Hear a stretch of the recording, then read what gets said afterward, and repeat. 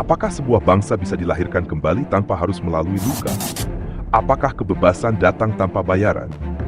21 Mei 1998 bukanlah sekadar catatan sejarah, tapi rit kemanusiaan yang meledak setelah terlalu lama dibungkam.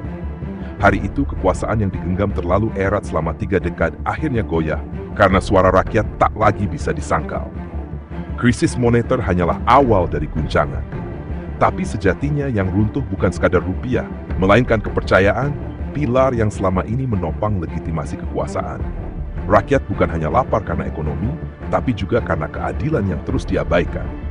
Dan ketika mahasiswa turun ke jalan, bukan hanya karena idealisme kampus, melainkan karena mereka mewakili suara yang selama ini ditenggelamkan oleh rezim yang terlalu lama duduk di singgasananya. Lalu datang Mei yang muram. Darah mahasiswa tumpah di Trisakti, dan luka itu menembus batas logika dan nurani. Kota-kota terbakar, tidak hanya oleh amarah, tetapi oleh rasa putus asa.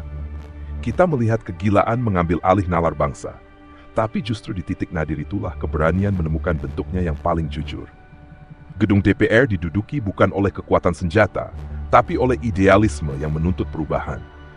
Dan ketika akhirnya lidah kekuasaan mengakui kekalahannya, bangsa ini memasuki era baru, era yang dijanjikan oleh mereka yang berani bersuara, bukan mereka yang duduk di kursi nyaman.